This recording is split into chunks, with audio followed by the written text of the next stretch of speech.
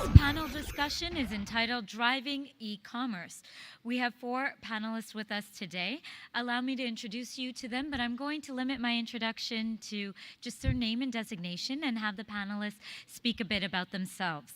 So first, we have Jaspreet Brinda, we have Jaspreet Brinda, the independent entrepreneur. We have Ambarish Murthy, founder, pepperfry.com. We have Vivek Biyani, director, Future Group. Falguni Nair, founder and CEO at Nykaa.com. And we have Amit Jalandi, co-founder and CEO of My Solitaire and founder and CEO of Lux Effect. And our moderator for this panel is Neville Taraporvala, Senior Business Leader in Consumer, Internet, and Online. Ladies and gentlemen, please join me in giving your panelist and moderator a big round of applause. Okay, good afternoon, ladies and gentlemen. Thank you for coming in after this lovely lunch which the organizers have provided us. And I was just talking to one of the panelists and said this is typically the sort of graveyard shift because everybody would have had this lovely lunch and dessert and whatnot. And I hope that you guys will not fall asleep. So we'll try and make it as interesting as possible.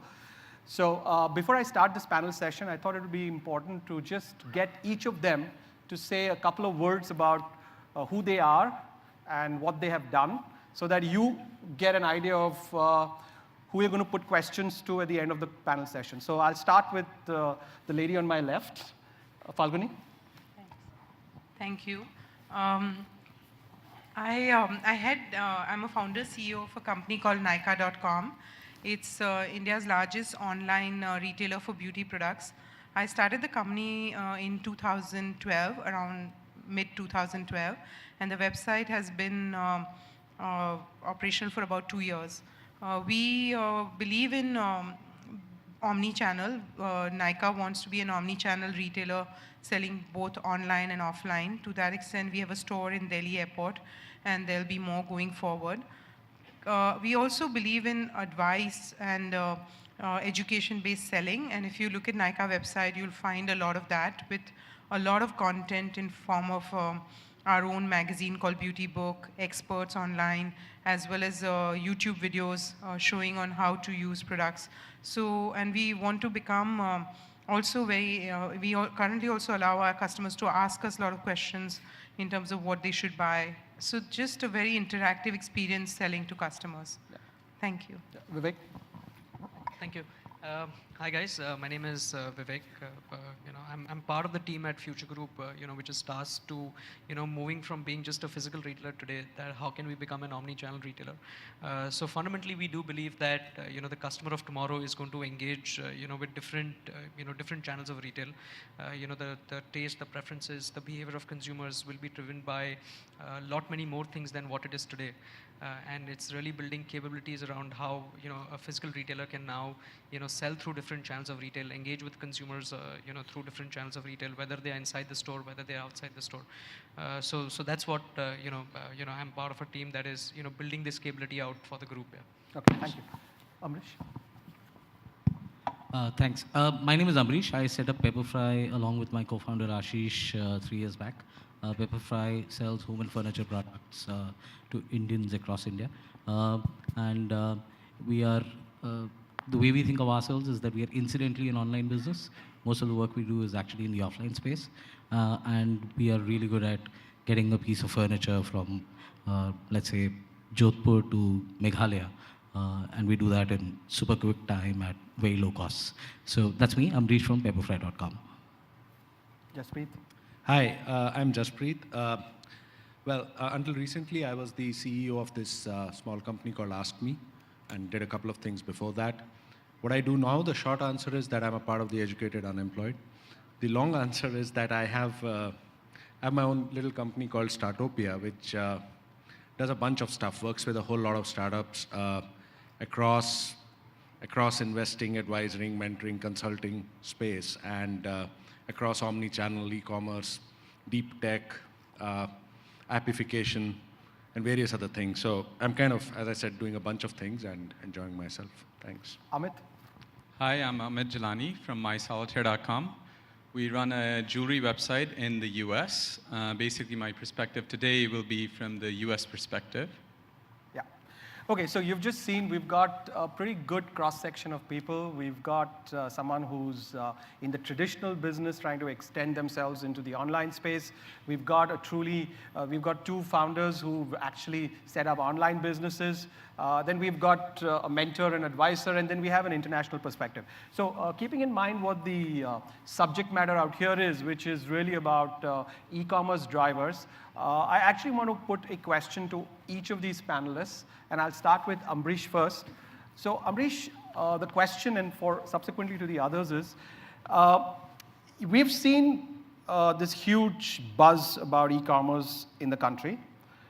We have seen a whole lot of online behavior where people earlier were scared of even giving credit cards online, but have moved over the leaf and doing that. How do you see, and what is it that really drove this growth? I can understand that there are valuations of companies, etc., but maybe 2 or 3 points which really drove this commerce growth. What were the reasons that you decided to go into something so specific as furniture? So if you can give us some viewpoints on it, and then probably followed up with each one of them. Sure. The way I see it, so I think e-commerce comes across the world in 4 distinct waves. And this is e-commerce, which is transactional e-commerce, right? The first wave of e-commerce tends to be ticketing, right? So it factors in that a consumer gets a lot of convenience if they do not stand in line or in a queue to buy tickets, and they can buy them off online sites. These could be air tickets, train tickets, etc. The second wave of e-commerce, so what this does is there's a very strong convenience proposition. That convenience proposition is fulfilled online, and therefore consumers actually get to use financial instruments such as credit cards, etc., in order to pay for products which they truly need. The second wave of e-commerce tends to be so to speak, the electronics wave. That's where the horizontals really do well, because these are standard products. A Samsung mobile phone bought off any site of a particular model is going to be a Samsung mobile phone of that model. And so therefore these are standard products. The level of acceptance for consumers to try out is high because the barriers to trying out are low, right? And that's where you find things like price-seeking behavior, etc. happen. The third wave of e-commerce across the world, in my mind, tends to be fashion, wherein consumers who've tried out electronics, bought tickets online, then look to buy fashion products. So when I was starting off, I figured that in India these 3 waves had happened, and I looked for the 4th wave. And the 4th wave, evidenced by folks like Wayfair in the US, Mail.ly in China, tends to be home and furniture. So as consumers graduate from buying tickets, then they buy electronics, then they buy fashion products, and eventually they wind up buying lots of home products. And that's why I set up my business in the space of home. And it's also that's the natural life cycle of a consumer in e-commerce. And I think it's panning out now in India. There are enough people who bought tickets. They are comfortable with using debit credit cards online. There are enough people who've bought electronics, and they are now looking to buy other products for their either in fashion or for their homes. And I think it's kind of created a tipping point. And it's like this: the first guy who had a telephone in this world would have been an exceedingly lonely guy because he had nobody else to call, right? And then you had some of his friends who got a telephone so he could speak to them, and then some more. And before you know it, telephony became like the in thing. Everybody needed to have a telephone. The same happens with any business once it reaches a tipping point. And I think e-commerce has reached its tipping point in India sometime last year. Okay. What about you, Falguni? Your views on this? Something similar. I felt that as consumer matures, they will need items which are, there's a lot of variety. I mean, one of the reasons why consumer embraces e-commerce is because they can get variety all in one place. And they also get to learn about what the product stands for. They also get to see other customer reviews, and all that gives them confidence to buy. And I think the beauty category was very ripe for that. And that's what we decided to grab. Okay, and Vivek, you being from the traditional side, looking at how do you, what is it that you guys see in this? I mean, I think, what drove e-commerce in India, I definitely do think that, I think all the players who came in the first or the second wave, as Ambrish was saying, I think they did a fantastic job in terms of execution. And I think they made it, fairly easy for a consumer to try it for the first time. So whether it was innovations on cash on delivery, whether it was innovations with the service that they were giving, whether it was innovations with the speed with which they delivered the product. So I think all those things really helped to, move the consumer to try it for the first time. And I think, post that, I think multiple purchases do get enabled. So I think a lot of the players did a very good job. From our perspective, at Future Group, we do believe that, there are certain categories that, the consumer has started accepting, or going to e-commerce as, the primary purchase, place. So whether it is, books or stationery as a category, to some extent mobiles, and maybe sports goods as another category that, we think is that consumers have started looking at online seriously. And I think the others are, fairly open fashion, home goods. So I think we partner with a lot of e-commerce players. We believe that we are fundamentally a retailer and a products company. So if a consumer is there and at a particular channel, we need to be there with our products. So that's our view on this. Okay. Jaspreet, as a person from outside, and when you've been talking to companies, e-commerce startups, what's it that you are seeing? What do they see? What do you see? What's your view on this? Well, so, three things. Number one, Amrish talked about the first and the second and the third and the fourth wave. I mean, I remember the time when, I was and a few others of us were part of what I call the 0th wave or the -1th wave, which was your ex-company, which started with Bazi. And at that time, while there was still a lot of exuberance, not as much as now, obviously, but there was no support system. Nothing else worked. The internet also didn't work, but besides that, nothing else worked. And you could not run a business in isolation, that you just, so unless you have some level of logistics infrastructure, some level of payment infrastructure, some level of bandwidth infrastructure, few things. Now, what has happened is that it's not only the boom of e-commerce in a sense. All these other things around it also have kind of come about, and that has helped. So the kind of ducks have, well, not exactly been in a row, but they're kind of at least there. And so that's part one. The second part is, if you look at India, many times it leapfrogs. So, we all know about the phone thing, and then a little bit of landline, and then landline stopped because the mobile phone came in, and, the internet, not your conventional wired internet, the 3G, 2G, 4G, etc. India leapfrogs because we are so far behind in many things sometimes that when we embrace, we kind of don't follow a sequence. So while in the West, and I'm sure you can put a better perspective on this, the retail was very orderly. It started with little mom and pop stores, and then little chain stores, and then big box stores, and then e-commerce in a sense. Here, small stores, some chain stores, and then pretty much literally a leapfrog to e-commerce. And part of the reason for that, and there are many reasons, but one of the biggest theories that I posit about, and the third part, is that in many ways, you think about it, while we all crib about the infrastructure around us, digital infrastructure in India is improving better than the physical infrastructure. So the digital infrastructure, while it was here, is going a little bit like this. The physical infrastructure here is going like this. And therefore, businesses which are around the digital infrastructure very obviously are going to, grow better or do better or exist better than the things around physical infrastructure. And today, from e-commerce and, some of the startups I look at and the non-startups also like his are seeing that it's going beyond price, it's going to convenience, it's going to, I don't want to be on those roads or on those half-made flyovers going to buy stuff. Let stuff come to me. The digital infrastructure is better than the physical infrastructure. And one of the things I joke about is that one of these days we're going to see not all this traffic that we see today of hundreds of cars going here and hundreds here, but it literally 1,000 e-commerce delivery boys going here and 1,000 e-commerce delivery boys. So anyway, but those are the three things that to me have been the primary macro level growths, and we can talk about other stuff. So Amit, your perspective, you being in the US, what you have seen out here.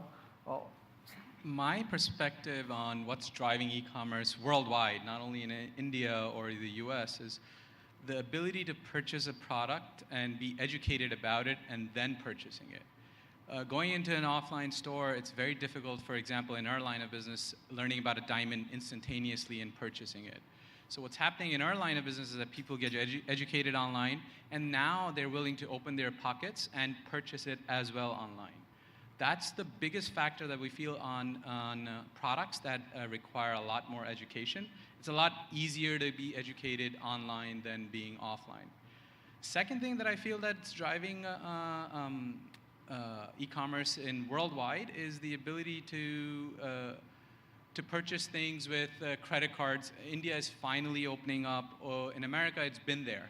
And people have the trust factor that gives them the ability to open their credit cards. Like I purchase pretty much every day online. And doesn't matter the amount I purchase, a $10,000 item, a $5,000 item, doesn't matter. Over here, people are finally starting to go away from that, the cash on delivery model and finally opening their pocketbooks and saying, okay, I trust these guys. There are certain players in India that have actually catered to this market and said, look, we're trustworthy, we'll live up to your expectations, and please open your pocketbook and buy from us. And that's one of the biggest factors that I feel that people are starting to buy in India as well for. Yeah. So it's interesting you talked about trust, because trust was on my list of things to ask these panelists out here. Trust is a very important factor. There is a myth that in India, what you see is not what you get. So what I buy is not what I get delivered. So how have you been able to address trust, specifically those who are running, like, for example, you? How do you, sort of gain the trust of the consumer when he or she is buying online, and ensuring that the entire process is so seamless that what he or she gets is what he or she saw online? Yeah. So we were very clear that establishing trust is going to be the most important thing. So what we achieved that was through 5 main things. One was we stuck to branded products. So we decided that we'll market only branded products, which were known brands, and as a result, customer was happy to buy that with us. Second, what we did was that we kept very good discipline about selling only genuine products sourced directly from suppliers, and not in our industry also near expiry. So we never wanted to be a clearance channel. We didn't take any near expiry products. We made sure that our warehouse was very rigid about that, and our systems were very strict where we wouldn't send any expired products or near expiry products. The third thing what we did was that we gave a lot of customer reviews and all on the site, and we allowed customers to get comfortable with what other customers were saying. And also we offered a curated catalog. So we did not burden the customer with a number of choices where they sometimes went wrong, bought something, and then they thought, oh, why did Nykaa sell it to us? So through these 5 main ways, we made sure that the customers were very comfortable and we earned their trust. Okay. Ambrish, how do you build trust? I think that's a very critical, especially, when you're saying pepperfry.com, I'm only in furniture. How do you build trust? What have you done on that? So the actually trust, just the magnitude of the challenge when you come to something like home and furniture is actually way higher. And just to make my point here, if you take the top 5 brands of mobile phones in India, right? The top 5 brands contribute to 66% of all mobile phone sales.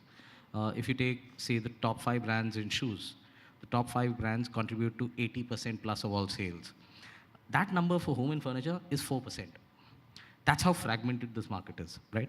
So therefore, our inherent business model needed to be driven by a marketplace which was exceedingly fragmented. So how do you build trust in a marketplace which is exceedingly fragmented? Because you're dealing with really small suppliers who might never have interfaced with consumers earlier. So we did it by taking large components of the process onto ourselves. So it starts with the listing process. Listings created on pepperfry.com are created by pepperfry.com. So what's promised in the listing is actually what the consumer eventually gets. It is followed up with setting quality standards across all products that are, say, made to order, manufactured on order. A large component of what we sell actually comes from India, right? I mean, it's manufactured by small craftsmen in India. However, one craftsman's interpretation of a certain furniture color might be different from another craftsman's interpretation of a furniture color. So how do you standardize colors in your marketplace? How do you standardize components of input material that are used? All of those quality standards were set by us. And then how do you check for that, right? So you start by how do you get the information across to the consumer in a structured manner which is absolutely accurate. How do you set up standards such that all products are made to a bunch of quality standards? How do you set up quality control mechanisms by virtue of which you can check the quality of the products that are made? And then the final piece, which is how do you ensure that you handle fulfillment perfectly, right? And heaven knows we all make mistakes, right? We're a 3-year-old business. We've gone from working entirely with third-party logistics providers to having built out our own logistics system by ourselves. And the reason why we did that, and Jaspreet, you had a point where you said the ecosystem came around. I think a large component of how the ecosystems come around is even when it's not there, the companies have built it for themselves.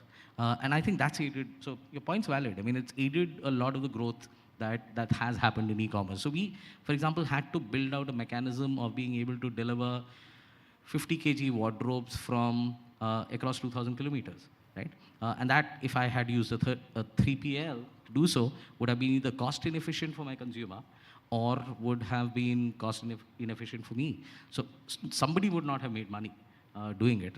And therefore, I had to build it from scratch. So so doing all of this is what helped streamline the experience to a large extent. And I think that's what builds trust over everything else.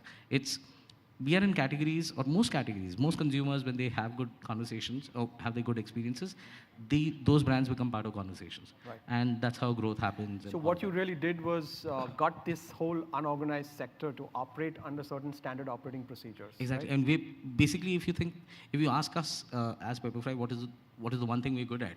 We're actually very good at working with the unorganized sector to actually set up processes, put in place systems such that everything happens to a certain standard of customer experience, which is promised upfront to the customer. Okay. And Amit, when you look at these categories which we're talking about, how do you see it from the US perspective? What exactly do they do, which probably companies in India are not doing, and which you think they should adopt to do?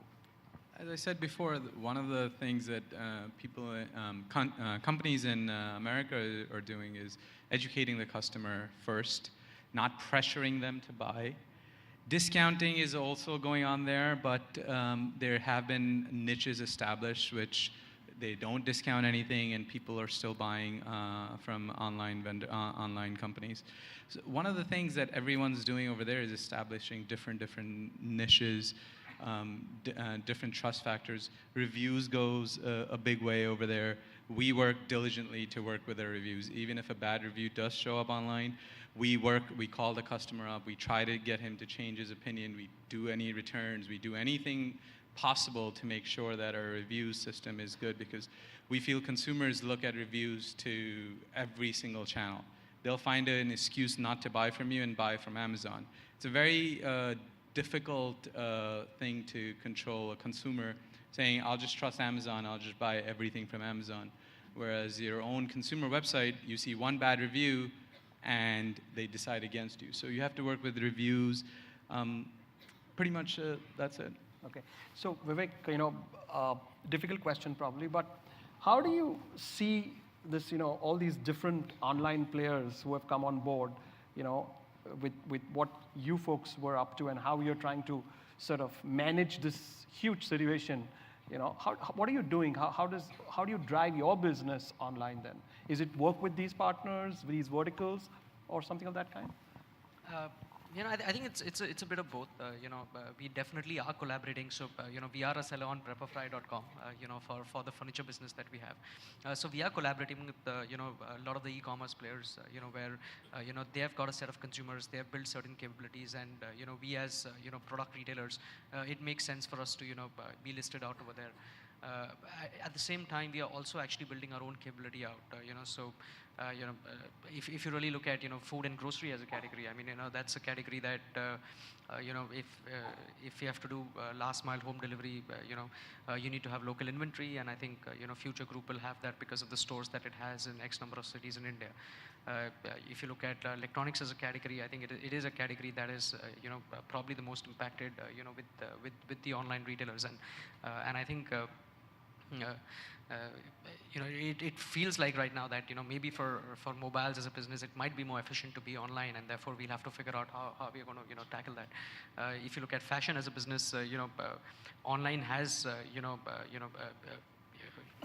been fairly successful in building scale on the fashion category. And I think we as brand owners, there are certain fashion brands that we have. We do sell on these other portals, but I think there are concepts that even we'll have to go where the consumer is. I think for us, I think it's a very simple thought process that So if consumer is on all these online portals. So are you going to be so I mean, I think there is a consumer in a store, there is a consumer in the online portal, there's a consumer that accesses you or your product through the mobile phone, or there is a consumer who will probably be inside the store and will want to access digital information. So I think one will have to build capability across these channels and engage with the customer.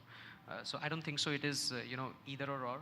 So I think there will be a customer who will go to a store, and I think we'll have to figure out the reasons of tomorrow why a customer will go to a store and provide him that experience inside the store. If there is a consumer who's going to access our products through a mobile phone, we'll have to build that experience for him. So I think it's the consumer will dictate that. Yes. okay? So in the earlier session, there was a gentleman who talked about the importance of the brand in the e-commerce business. So I want Jaspreet just to want to understand, since you've been in this business of advising and talking to all these startups, etc. And you got an outside perspective, the importance of the brand in the e-commerce space. What do you think, is that also an important driver? So Neville, with your permission, can I kind of address the first bit a Sure. little bit here? Because again, the practitioners know best. So I'm kind of still taking a little bit of a armchair perspective. But I want to give you a couple of examples, which are both investee/portfolio companies and how they're kind of doing it differently. So, it's so category specific. Like what Amrish has to deal with is so different than what you have to deal with to what she has to deal with. But one of the things which is also driving trust, and he talked about reviews, which is great, is as commerce is becoming more and more social, the whole buzzword of social commerce. So this little company called Woopla in Bangalore, some of you might have heard of it, recently got funded. They drive, for them, it's about buying from small merchants, unbranded fashion items from small merchants. All three things are non-trust items, okay? But the way they do it and the way the whole app works is that you buy what your trusted friend endorses. Okay, so I know someone, I like her fashion sense. She's in college with me, I like her fashion sense. She's on Woopla, I follow her, and then she kind of buys stuff from a small boutique somewhere, and she posts it, and it also gets posted on Facebook and other social mediums. And I say, okay, fine, if she's bought it, then it has to be good, it has to be right, it has to be whatever. And so there's this whole social angle. There's That's Personal, which I think the founder is somewhere here, who deals with a completely different category, which is in sexual wellness, intimate products. And there, again, trust is a crazy thing, right? And so the way, for example, that company is building trust is by saying that, look, if there's something you've ordered which you would be embarrassed because when your mother-in-law or father or children see it, we'll ensure that it doesn't even come to your house. If it comes to your house, it comes in a little brown pack, but there's an option with the 3PL provider that it actually comes to a collection point where you go and pick up that particular product, which is and so the consumer knows, okay, fine, it's not going to land up when he's in office and his mother sees it and starts figuring out what she's done wrong with her son over all these years. So, so that's also building trust, and that's how that business has built that as a differentiator. So, we see examples of this, and these are amazingly, if I may say so, Indian innovative examples also in many of these scenarios. Yeah. Because I've spoken long, why don't I hand over to someone else who can talk a little bit about the brand bit, and I'll come Yeah, back. I want to know, Amit, how does Amit, About building a brand. yes, in the United States, what's the importance of brand for e-commerce sites? How important is brand? Building a brand in e-commerce is very important. We initially, just from my perspective, we initially went on Amazon and eBay and all the marketplaces in the world. The sales grew, and I think Mahesh told in his speech also that the other side of the e-com direct sales probably went down. Same thing exactly happened with us. Over the last 12 months, we've actually revamped, and all the products that are on Amazon are no longer available on our website. We have a brand new selection of products. And building that brand up is quite important for us because people recognize that it's on Amazon. It's a different feel it's a different brand. When they see a different product on our website, they feel differently. It's a much higher value proposition for them instead of being on Amazon or on eBay, which is considered usually in America on the lower side of it. So building a brand for us is quite important in many ways. Selling on marketplaces is not the way we feel. A lot of brands are on marketplaces, but at the same time, we don't feel that it's important to be on a marketplace to build a brand. Besides that, building a brand is quite important over the longer term. The long-term value of a customer, repeat customers, when they come back, they usually end up buying over and over and over again in their life cycle. From their parents to their children, they all get passed, especially in our field. Jewelry is getting passed, an engagement ring is bought, a wedding ring is bought right after that, and then anniversary gifts. So building that brand, they'll be reminded of all every time that you've purchased from the same website, and the trust factor, going back to Jaspreet, will be built upon that. Every time you keep buying, even a smaller sector, we've seen that our starting price point for a brand new customer is only about $150. But over a lifetime value of the same customer goes to about $1,100. So it's very important to build that brand and get that trust. Okay. So whilst we talked about trust, we talked about the brand. I think before I open it up to the house out here for questions to the panelists, I think there's one sort of a myth, or I would say a perception about pricing. Whilst talking to a couple of panelists, they had some very interesting viewpoints and observations. Generally, there's a feeling that if I go online, I get the cheapest thing, or someone else is discounting that product, so therefore I want to buy. So I want to put that question starting with Ambrish and then with Falguni. Can you give me a little bit more understanding about, and the audience out here, about pricing, and do you always discount? Is it okay to discount to the levels that we have seen discounting in some of the portals? What's your view? How do you see that in the business? Sure. So I think as any business, right, when you get consumers, you want to get consumers to try your product. There are a bunch of utility functions that comprise the consumer's decision-making process. Sorry to get technical, but here's how it works. If there's a threshold barrier, and let's say that barrier is 100, in order to reach that barrier, a consumer gets 30 points of benefit from the brand that you are, and therefore brand's really important. He gets perhaps 30 points of benefits from the service that you provide, or the fact that it's reaching their doorstep. So convenience is important. That's 30 points of benefit. The consumer might be getting another 30 points of benefit from, say, the variety that you provide versus what you would find elsewhere. And so therefore you've reached 90. But the threshold's 100, right? And therefore that additional 10 kicker, or another 10, 15 point kicker, is what pricing can get you. And I think as any business, you need to be able to get past the consumer's buying threshold. That's your goal as a business. You can be in the best possible niche, serving 7 consumers, but that doesn't make a great business, right? So for a business, it's important to get past that threshold. The other point, and I think we need to keep in context, is there are multiple businesses in the offline world which have, for a long period of time, not passed on all of the costs incurred in making product to the consumer in order to fundamentally change consumer behavior. There are brands, I won't name brands, but there are brands in cereals which took 9 to 10 years to actually make money in India because they wanted to change India's breakfast eating habits. There are brands in ready-to-eat instant foods which took upwards of 15 years because they wanted to get Indians as well as Indian mothers and housewives ready to accept the fact that ready-to-eat food out of a packet was fine. There are brands which even today sell detergent powder or other washing equipment which is sold at a very low gross margin, and that's basically because they want to drive consumer enfranchisement. So the interesting piece is none of that actually comes into visibility because those were different, so to speak, times, and they were different times because the information didn't exist. But today the information is all out there, and therefore this is an interesting part of conversation. Final point on this is, I think as a business, here's how I would look at it. And fortunately for me, Pepperfry is in a category which makes good gross margins, right? So you have 2 components of business, or you have 2 components of cost in business. One is what is called direct cost, and the way your margins, your product should be priced, etc., should be done in such a manner that you cover off all of your direct costs through your unit margins. So that every time you sell something, you actually make money net of your direct costs while you're selling it. The other bunch of costs are what I call growth costs, right? Which is your investment behind marketing, which is your investment behind getting more customers to see you. Those are an investment that you make in the business. Over a period of time, as you keep making that small slice of money on your unit costs, you will make enough money to be covering off all of your growth costs.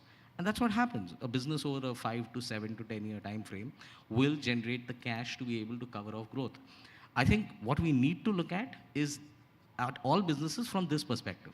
Look at all businesses because they're not here for 3 years, they're not here for 2. Businesses, when they do well and they've got it right, exist for hundreds of years, right?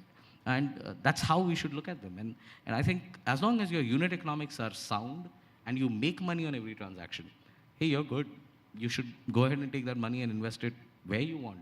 Getting customers is not only a right of a business, it's a duty of a business. Sure, right? sure. Thank you. Falguni, what about you on pricing for Nykaa? We work with big brands like L'Oreal and Hindustan Lever and many of the beauty industry brands and luxury brands who don't like to discount their products. So in fact, we sell at MRP most of the time. But again, with the brands and again, trying to address what Amrish is saying, our conversions of customers is much better during the sale period.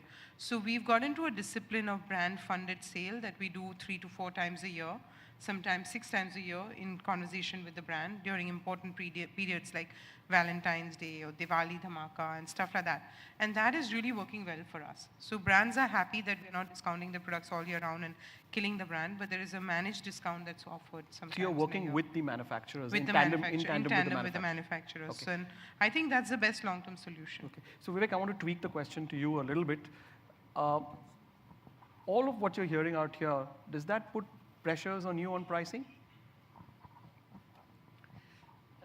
Because you're going to be using all of them. So is there a pressure on your pricing? There is a pressure on pricing because you're in a competitive market space, and fundamentally you will have to respond to the market. There is definitely a phase in life today where there's a lot of customer acquisition happening, by some of the e-commerce companies where there is equity going into discounting.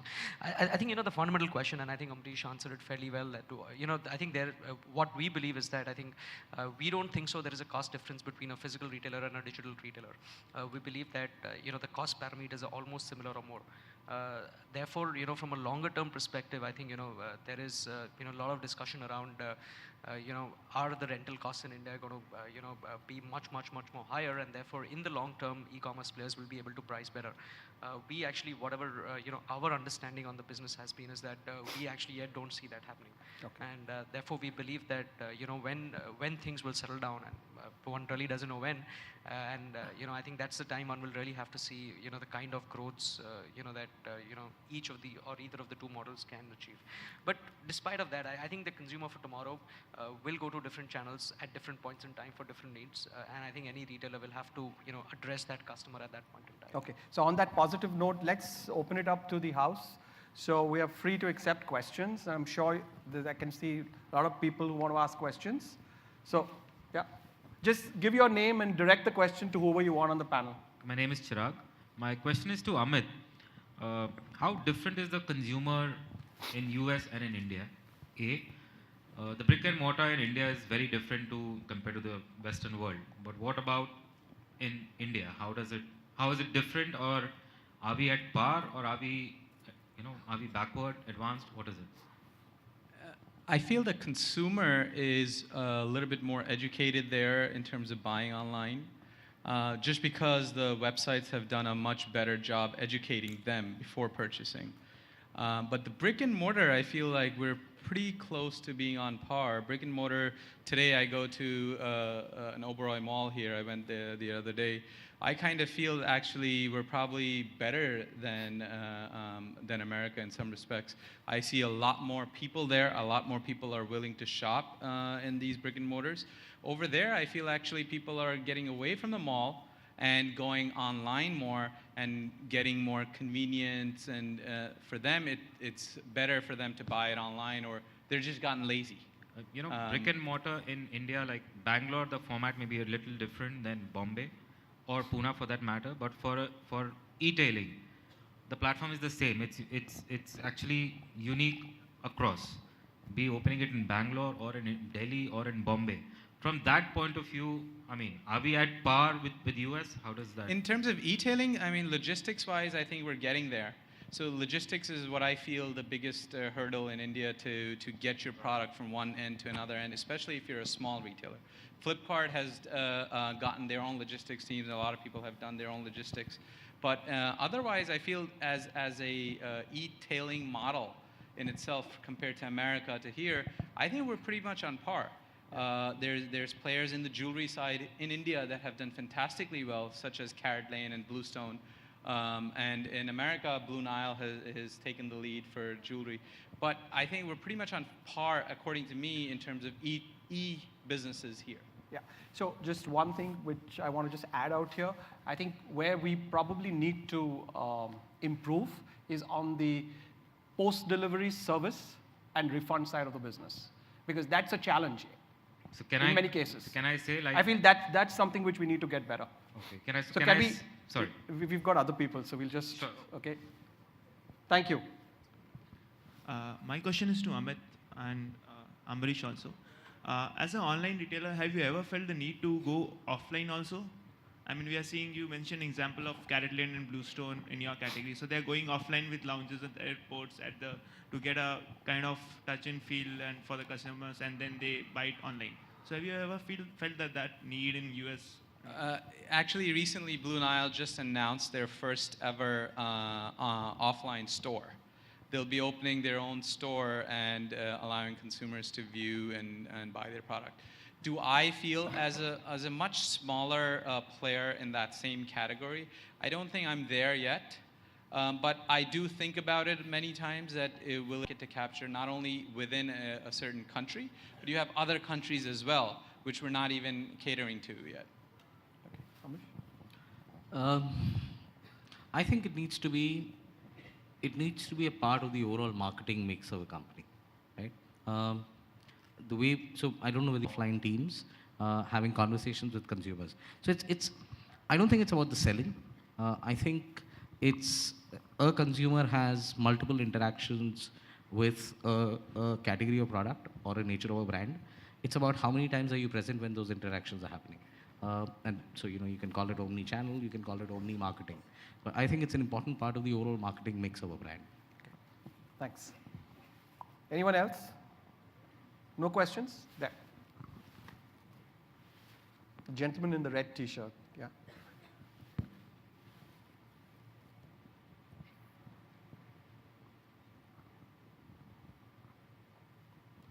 Thank you. Hi, I'm Anurag. My question is to everyone, maybe any of you can answer. What is it e-commerce is doing in terms of to retain the customer, like in any other retail store? We have the customer loyalty programs, and then customer is pampered, and then how is what is the viewpoint in terms of keeping the customer intact and inculcate the repeat buying behavior? Number one. And number two is to Ambarish and of course Nykaa.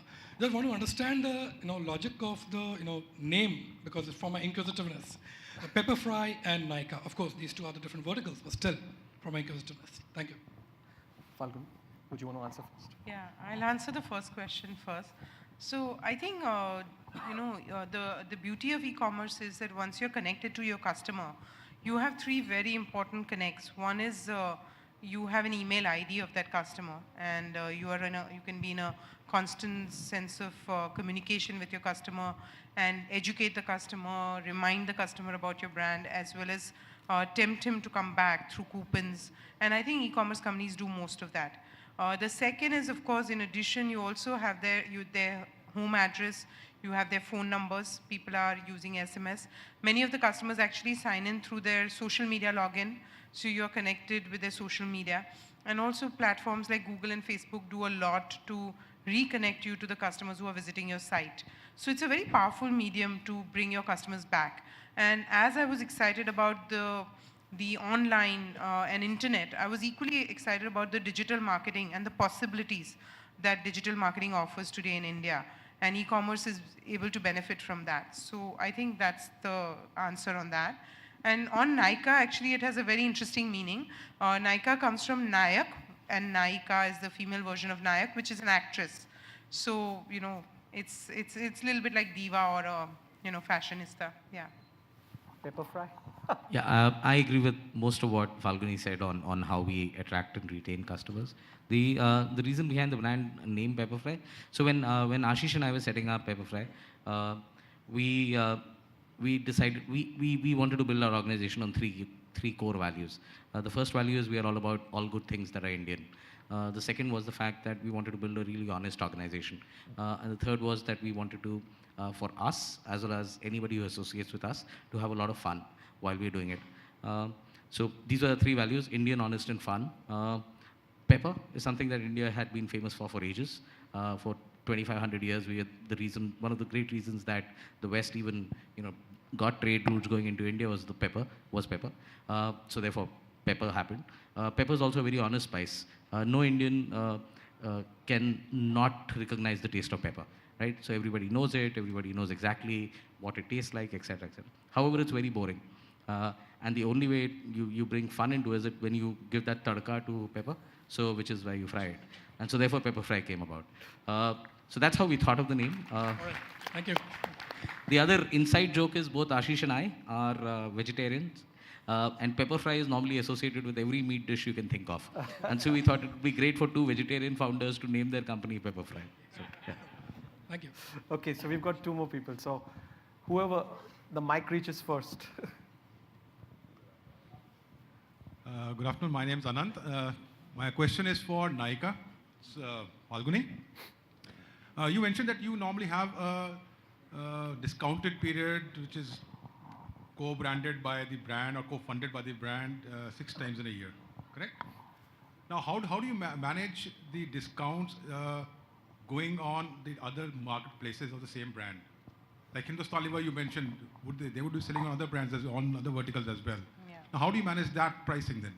Why would I, as a customer, ever come down to Nykaa when I'm getting a more discounted product of the same brand or a different vertical? So I think that hurts us the most in fragrance category perfumes, where a lot of perfumes which are not sourced from the right channels are being discounted and sold 50% off, and mostly through marketplaces. And very often these don't even carry the labels, and because there is a whole labeling requirement in India. But that means, am I being cheated? If I'm of buying course, the something? consumer is being cheated, and also very often the product is not right. Okay. So, but we chose to go with the right manufacturers, with the right products, which are actually the manufacturers don't offer margins which are more than 30%. So if you're buying a perfume which is more than 30% discounted, it's definitely not genuine. Don't you think there's a requirement of an agency which does the validation for all the e-commerce portals currently in India? There would be going forward, that would be a great idea. Right now, what we are already picking up consumer noise saying, don't buy this perfume on this site because, it wasn't genuine. Correct. And we are also trying to say what is sold on our site is genuine. If you go to our section, we'll tell the customer that please look for that film that should be surrounding the perfume bottle. It should be intact. We are also actually trying to send our customers everything. Even manufacturers are doing that. Their products have a film around it so that, because there's spurious product everywhere. Even a Maybelline Kajal, there is a lot of spurious products sold just right outside in Bandra. So I think consumer wants fresh products. Even in China, there is an example of a company called Jume that did well because they were selling fresh, genuine products in a market that was just full of spurious goods. So I think Nykaa is trying to be different and trying to bring the right products to the customer. Thank you, Rashma. Thank you. Hi. I have 3 questions here. All 3 are relevant for all the panelists, right? So the first one is, when you talk about customer acquisition and retention, so acquisition is one part and retention is even more important. So how do you define that acquisition cost and retention cost? Because it would vary by the specific segment. Okay. So that's first question. The second one is, what is the percentage of returns do you experience? And what are all the things you do to save the sale? Do you do anything or you accept the returns as it Can is? we stick to 2 questions? Because we've got one more person and then we're running short of time. Yeah, sure. No. The third one is a very generic one, but very important one because this is relevant to the bigger topic, which is what is the percentage of investment and reinvestment year on year you are making towards your platform? Because that is the key for your whole business. Ashish, you want to take that? Amrish, sorry. Amrish. Yeah, please. So first question related to what constitutes consumer acquisition cost. Simple. Take all your spends on marketing, divide that by the first time buyers that you get. That's your consumer acquisition cost. And that's how we look at it. That's actually broadly how the industry looks at it. The only debate is whether you include, let's say, television spending in it or not. Some companies do, some companies don't. But those are numbers which are openly reported. So therefore, the way I would look at it is just add all marketing cost and divide it by the first time consumers. No, sorry. Yeah. The question was, it's not how you calculate it. Sure. All what I am trying to say is, okay, this should be my cost. Oh, like that. Are you setting Yeah. the cap? So without getting too technical, here's how we do it. We do a consumer payback analysis. So we know we do cohorts for all consumers every month. We know basis our cohorts how many transactions happen with a consumer in a year. We peg it at 75% of our cohort repeat transactions. So as long as we are making back all the margin on transactions at 75% of cohorts, we will accept that as a CAC. Otherwise, we do not spend the money. So that's how we do it. It's actually fairly interesting. It's really analytical. The second question you had was related to returns. Might sound like a shameless Pepperfry plug, but while COD is a great thing in India, and it's okay for certain categories, etc. Pepperfry is 98% prepaid, which means that 98% of the time consumers pay me using a credit card, debit card, or online bank transfer. 98% of the time. So 2% of my business is cash on delivery. 2%. Now, normally the incidence of returns is directly correlated with the extent of cash on delivery. Because I have a 2% cash on delivery business, my incidence of returns is actually under 2%. What do I do to protect it? Everything possible. So for example, if a consumer hasn't liked a particular product, of course, then there's nothing I can do about it. If the consumer is returning it on an opinion, I will just take the product back. But what I look to protect is the consumer. Because I don't want that consumer to have a bad experience on Pepperfry for whatever reason. So I look to protect the consumer. I would do that with speedy refunds. I would do that with offering them incentives on if they purchase again. I would even pick the item back. I would try and replace it. I do what you will, right? So because I want to protect the consumer. That's our goal. I think that answers. And the final question investment in the platform. Was the investment in the platform. We launched in January of 2012. We are 3 years old. 1 year into launch, we changed our platform. We went off Magento to our own LAMP stack. 1 year after that, my technical team my CTO basically started building all our services in Java. 1 year after that, he's now talking about, I don't know, some acronyms which I can't even begin to think of. So it's really important for you to keep changing, and it changes with the nature of your business. When you have a certain amount of traffic, you should do something. When you have more traffic, you should do something else. When you look at recommendations playing a large component, a number of calls from your page is increasing, you should do a third thing. So it needs to evolve with the business, and I think the average life cycle of a fast evolving e-commerce marketplace would be, what, a year and a half in terms of product. Yeah, thanks, Amrish. One last question because we're running short of time. I think this gentleman out here, you have a question? Or they... Okay, what about you? One last question here.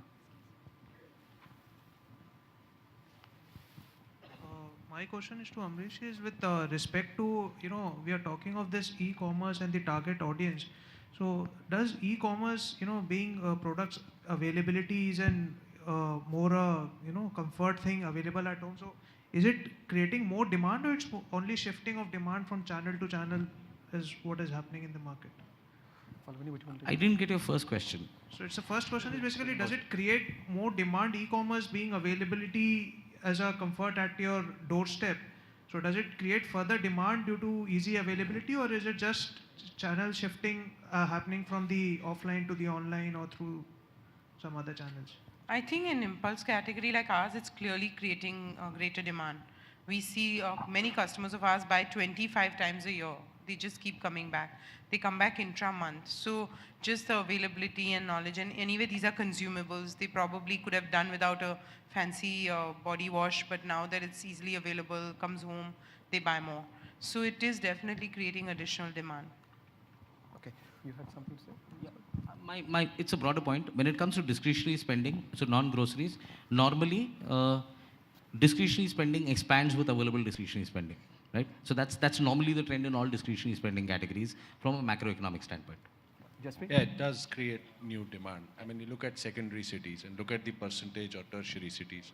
Look at the percentage of sales happening for branded goods, whether it be Nykas or whether it be apparel or whatever. Lots of it happens because it isn't available there. And so if it wasn't available, they weren't going to buy it. Now they have an option to buy it. They're exposed to it. There's education. And so certainly there's a level of it which is channel shifting. Again, category by category, the percentages change. But a lot of it is also creation of new demand. Okay, ladies and gentlemen, thank you very much. Thank you to the panelists, and thank you to the audience for asking such great questions. Thank you.